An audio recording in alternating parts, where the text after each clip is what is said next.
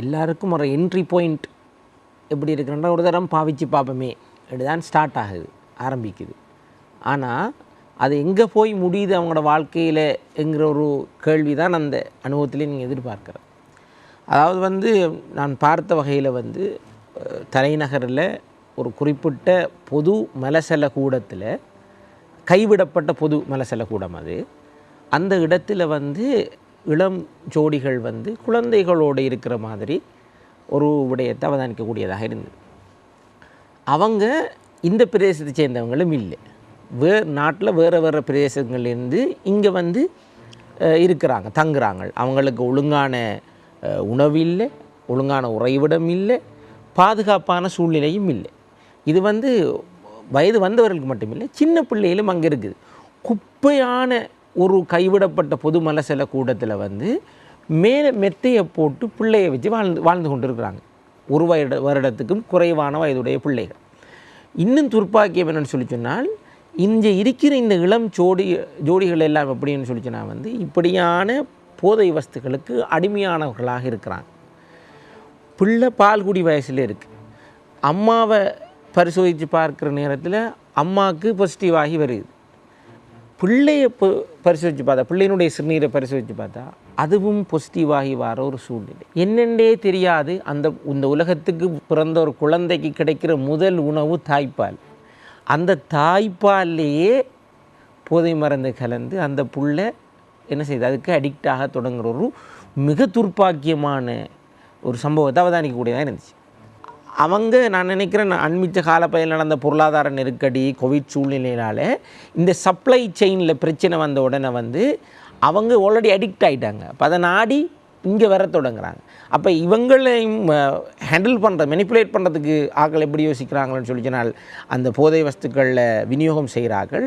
அவங்கள இங்கே எடுத்து தங்க வச்சு அவங்கள கூலிகளாக பயன்படுத்தி அவங்களுக்கு கொடுக்குற கூலியை நல்லா குறைச்சிட்டு அவங்களுக்கு தேவை என்ன, இந்த போதை வஸ்து. அப்போ அதை கொடுத்து அவங்கள்ட்ட வேலை வாங்குற மாதிரியான ஒரு கல்ச்சர் ஒன்று இருந்து அது தொடர்பான இன்வெஸ்டிகேஷன்ஸ் எல்லாம் போய்கொண்டு இருக்குது. நவீன அடிமைத்துவம் இது.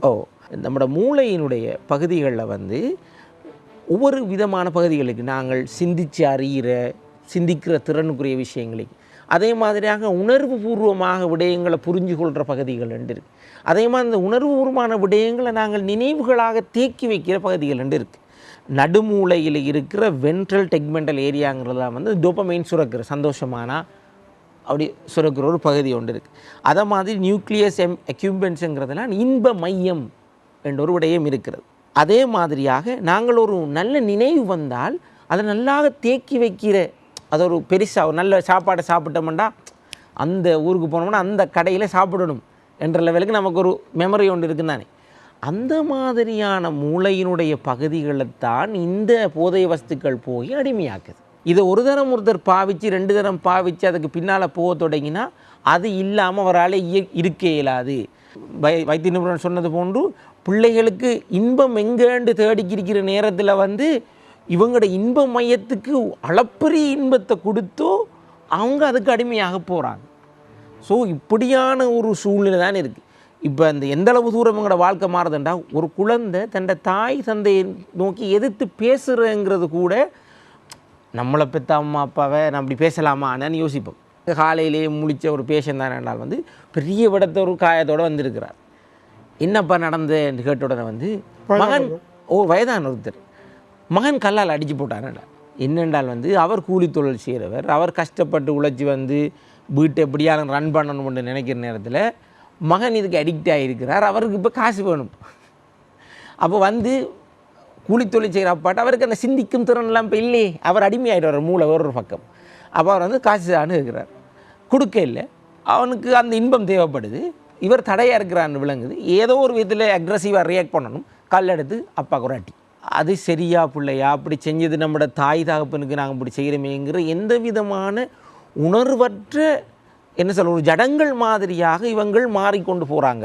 எனவே இந்த நிகழ்ச்சியை பார்க்குற பெற்றோர்களிலிருந்து 15 வயதினரிலிருந்து சம்மந்தமாக சின்ன ஒரு எக்ஸைட்மெண்ட், ஒரு தரம் சும்மா ட்ரை பண்ணி பார்ப்போம்ங்கிறாங்களுக்கு கொடுக்குற செய்தி என்னென்றால், நீங்கள் ஸ்டார்ட் பண்ணி இதுக்கு பின்னால் போனீங்கன்னா உங்களோட லைஃபும் இப்படித்தான் சீரழிஞ்சு போயிடும். உங்களோட உங்களோட குடும்ப வாழ்க்கையிலிருந்து, உங்களுடைய கெரியரில் இருந்து, உங்களோட ஃப்யூச்சரில் இருந்து எல்லாமே வந்து டிஸ்ட்ராய்டான ஒரு குட்டிச்சுவரான ஒரு வாழ்க்கையை நீங்கள் வாழ்ந்து மற்றவர்களால் தாழ்த்தப்பட்ட, அதாவது வந்து ஒரு உதாரணம், அந்த பிழையான விடயங்களுக்கு உதாரணமாகி போகிறவர்களாக தான் நீங்கள் வாழ்க்கையில் மாறி போவையில். எனவே பகடிக்கும் கூட ட்ரை பண்ணி பார்க்கக்கூடாத விஷயங்கள் தான் இந்த போதைப் பொருட்கள். தற்கொலைக்கு சமமானது.